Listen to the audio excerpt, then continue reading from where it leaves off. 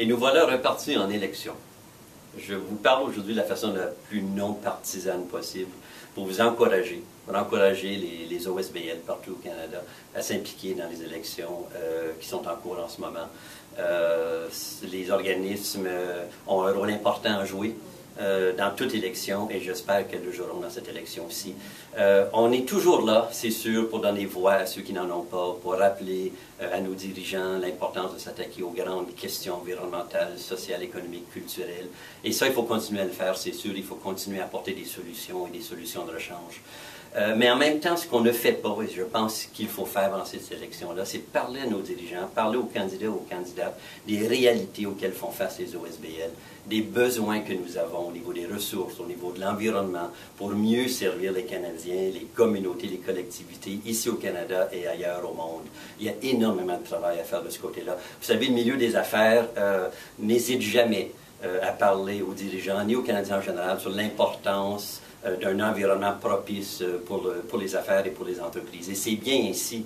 De notre côté, on est beaucoup moins habile à parler de ce dont nous avons besoin pour mieux servir les Canadiens. Et ça, je pense qu'il faut changer cette façon-là de penser.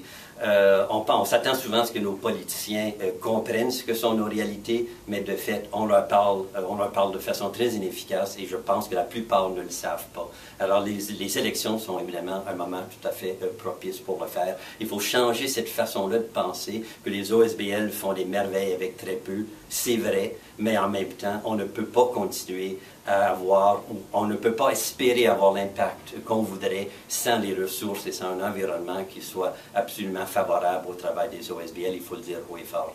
Je ne m'attends pas à ce que ce genre de questions-là fasse partie du débat des chefs, évidemment, ni des scrums médiatiques au cours des élections. Cela dit, profitons du fait qu'il y a plus d'1 millier de candidats dans toutes les communautés au Canada à qui nous pouvons parler. Même ceux qui ne seront pas élus vont demeurer pendant des années des gens d'influence au milieu communautaire. Alors c'est une belle occasion de leur parler, de leur faire connaître les réalités de notre secteur et ce dont nous avons besoin pour mieux servir les Canadiens.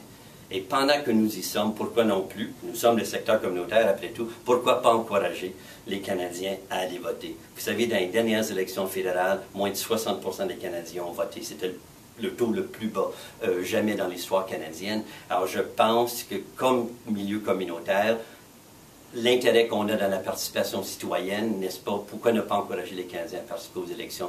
Après tout, c'est la pierre angulaire de notre système démocratique. Alors, je vous encourage à parler à vos collègues, à vos amis, à vos bénévoles, à vos bailleurs de fonds, à vos donateurs, qu'on sorte le vote, peu importe le parti pour lequel on vote, mais qu'on soit là pour participer aux élections. C'est une si belle victoire que le milieu communautaire, que le secteur communautaire des OSBL puisse être vu comme ayant joué un rôle dans l'accroissement du taux de participation des Canadiens dans cette élection-là. Si vous décidez de vous engager, on a créé à Imagine Canada une trousse électorale pour vous aider à articuler les grands dossiers, je pense, qui nous touchent tous au sein du secteur. Utilisez-la, partagez-la. Nous avons aussi un blog, un fil de presse, suivez-nous sur Twitter et Facebook, participons ensemble, je pense que nous pouvons faire une différence importante et je vous souhaite une excellente élection.